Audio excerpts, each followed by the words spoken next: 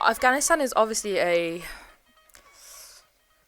Gosh, there's so much to unpack here. There's literally centuries of history to unpack here. A lot of people think of this as a very kind of a modern phenomenon, like what's going on in Afghanistan right now. They think it's a very modern history, and it's actually not.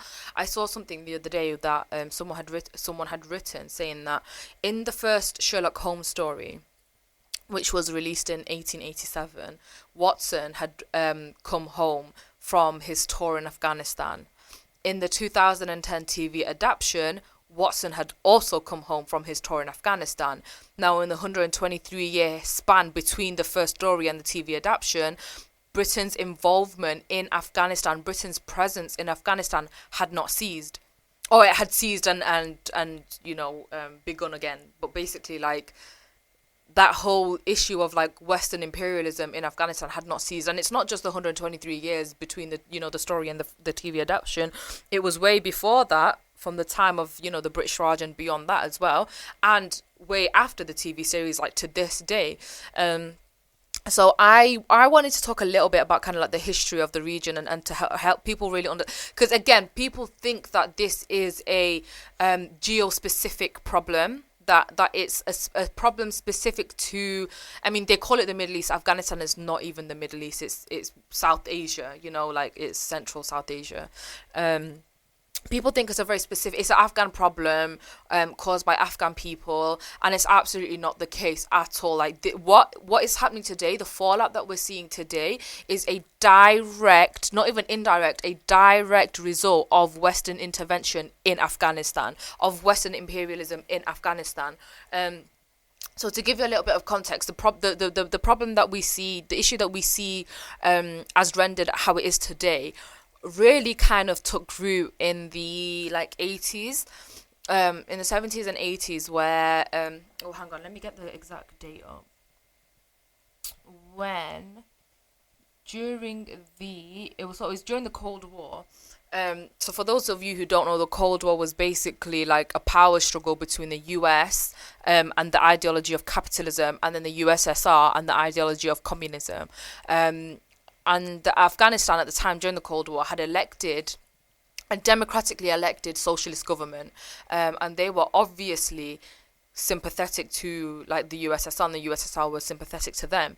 And the US, doing what they do with their imperialist tendencies, decided to basically train and arm local resistance movements like guerrilla fighters against the socialist government, because it was a proxy war. Like what was happening in Afghanistan versus with the Afghan government and the guerrilla fighters was a proxy war between the US and the USSR, and ideologically it was a proxy war between the ideologies of capitalism and communism at the time. Now, what happened was that they armed and they trained like guerrilla fighters, right? They were known as the Mujahideen. So the Mujahideen were basically local Afghans who they wanted to overthrow the socialist government. And the US basically backed them. They trained them, they funded them, and I'm not just talking about small training and funding, like huge amounts of funding and training that they gave to the Mujahideen. And the USSR are also very, very complicit, and they're also a culprit in this, because essentially what happened was that because of Afghanistan's like topography, because it's very mountainous, the USSR could not fight the Mujahideen on like in flat land and in larger cities, because the Mujahideen would hide in like the countryside and the mountainous areas. So essentially what the USSR did was they started bombing these villages and these rural areas, killed all livestock, killed farmers, like mass civilians en masse, and it forced like an exodus of Afghan civilians from the countryside into the cities. And as a result of this, like again, the US would then further embolden the Mujahideen, right? So eventually the Mujahideen were able to basically gain control. They were able to topple the socialist government. They took control of Afghanistan as a country. What the US and Britain assumed was going to happen was that the Mujahideen would then emerge as a nation state, the same way that happened in Saudi Arabia, because it's a very similar story in Saudi Arabia, where the Brits had implemented Wahhabism, which is an extreme fundamental sect of like Islam. And then they just emerged as a nation state. So like this extremist group then became like the Saudi government, and they assumed that that was going to happen with the Mujahideen in Afghanistan. However, so when I mentioned the Soviets were bombing the civilians in the countryside, as a result of that, obviously there was a refugee crisis. So a lot of refugees had to flee to neighboring Pakistan. And especially children. So it was a lot of children that had to flee to neighboring Pakistan. And whilst they were in Pakistan, the only access to like schooling and living and like care that they had was in Pakistan, like madrasas, which are like Islamic schools, right? But they were fundamentalist Islamic schools. So you have to imagine these are young boys they've lost everything. They've witnessed like great trauma. Their entire families have been killed. Their homes have been like bombed. They've been completely displaced. They're now in this foreign country. They find themselves extremely vulnerable, extremely confused as to what has been happening to them. And then they get radicalized in these madrasas, right? They get radicalized, and that is what created the Taliban. So these boys then grew up to become the Taliban. They grow up, they become trained, they are radicalized, they, now come forward and they have their own kind of like, political agenda. And what they do is they start to reclaim Afghanistan. So they then go back to Afghanistan. And the thing is, the Taliban are... the US are also training the Taliban now, by the way, because they assume that they would have control of the Mujahideen. They don't. So now they start training and funding the Taliban. So the Taliban are... in the 80s. 80s and 90s. This is now, yeah. So... so the Taliban, the thing is that they're even more extreme than the Mujahideen now. They're way more extreme than the Mujahideen. They're way more organized. Their political kind of like agendas and affiliations are more coherent than like the Mujahideen, because the Mujahideen had a lot of factions. Because essentially the people that made up the Mujahideen were like Afghan tribes people. So there were varying tribes, and as a result, when the reason they could not form a nation state was because there was too much factionalism. Whereas the Taliban, they were a lot more organized, more coherent as a group. They then came into power in in Afghanistan. They took power, and then obviously 9/11 happened, and that was a complete watershed, because before 9/11 the US were training the Taliban again for like anti-communist purposes.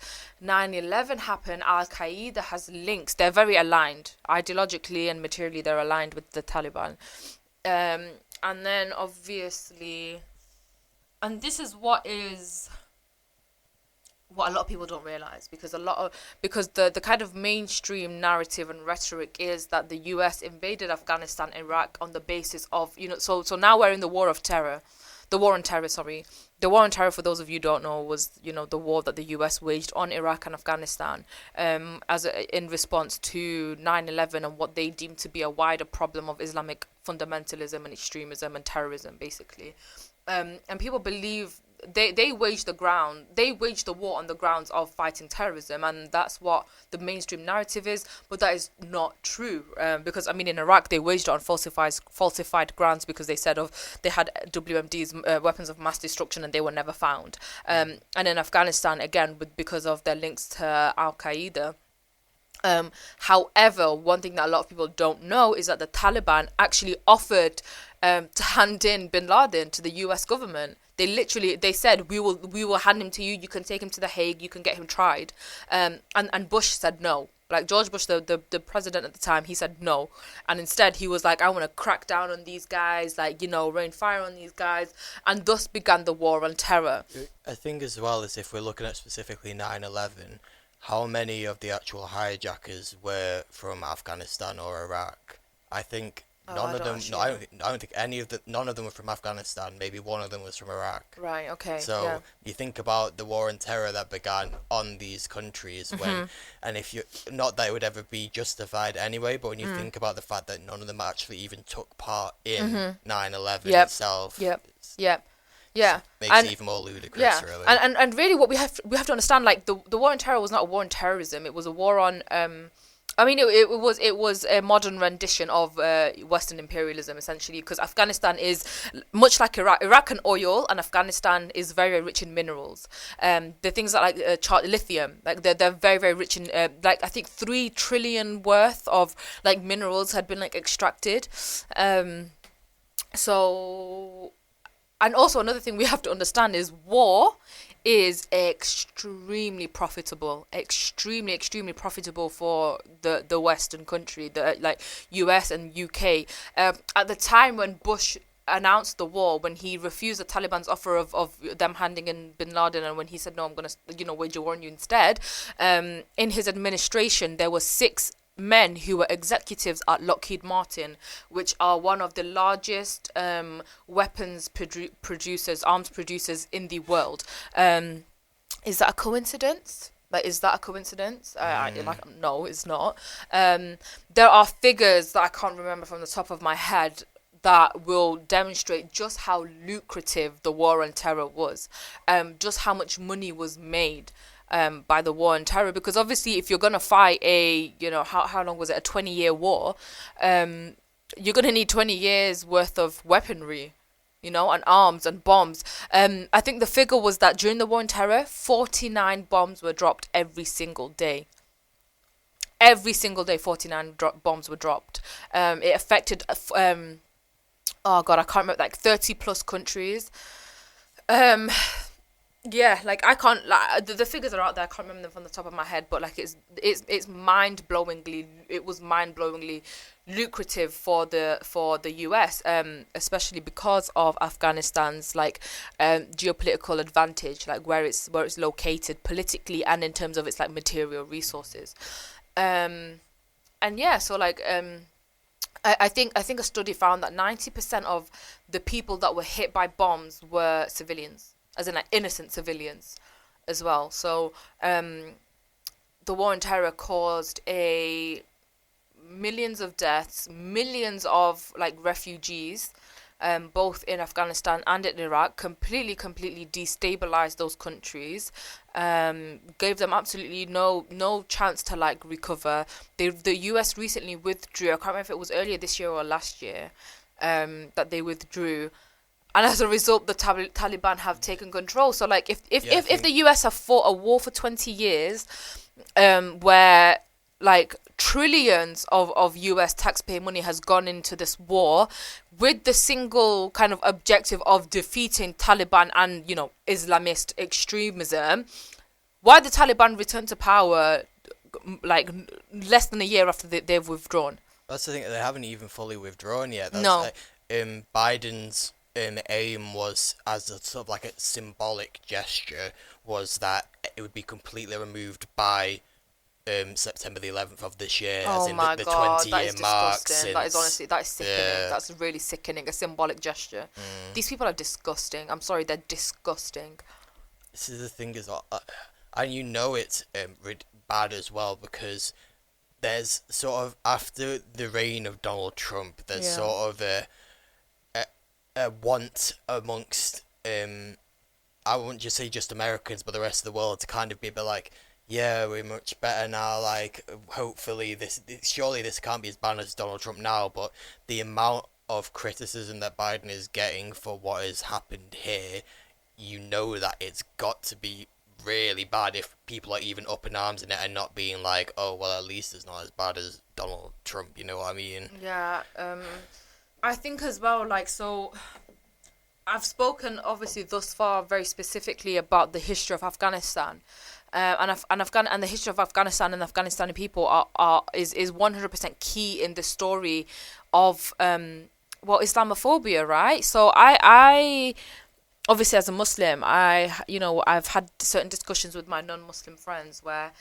about Islamophobia, and 9/11 saw the spike, a global spike in Islamophobia. The kind of how do you call it? The villainizing of Muslims and Islam, like so many stories of young boys called Osama that like wanted to change their names Yeah. after that because I mean, I don't even genuinely believe that I need to even go into this, because like it is such a, like, if you don't know what I mean when I talk about global Islamophobia, like, you are just like, turn the show off. The show is not for you. Don't turn it off. Turn the volume down. Turn the volume down. Yeah. But yeah, like you know, and I'm not just talking about kind of like names, you know, Muslims being called names in the playground and stuff like that, although that is like also a very like horrendous act of Islamophobia. I'm talking about very, very material, you know. I'm talking about Guantanamo Bay. I'm talking about bombs being dropped, you know, from Afghanistan and Iraq to Somalia, wherever there's Muslim populated countries. I'm talking about ISIS. I'm talking about the entire Middle East. All of these things are very, very, very neatly, can be very neatly folded into the rhetoric of Islamophobia and the narrative of like the war and terror being against supposed Islamist fundamentalism. Essentially, what I'm trying to say here is the West have purported this one narrative, right? That these groups, the ISIS and al-qaeda and the Taliban, they're terrorists, they're fundamentalists, right? And we need to invade these countries, and we need to, you know, control their governments and control their economies and control their trade and taxes and apply sanctions and all of these things which coincidentally economically, financially benefit the West. You know, we need to do all of these things because these countries are all terrorists. Now, in order to maintain the narrative that these groups and this demographic of people are all terrorists, they needed to mandate Islamophobia. They needed to get the world to believe that Islam is violent, that Muslims are violent, that Muslims are terrorists. Like, it is a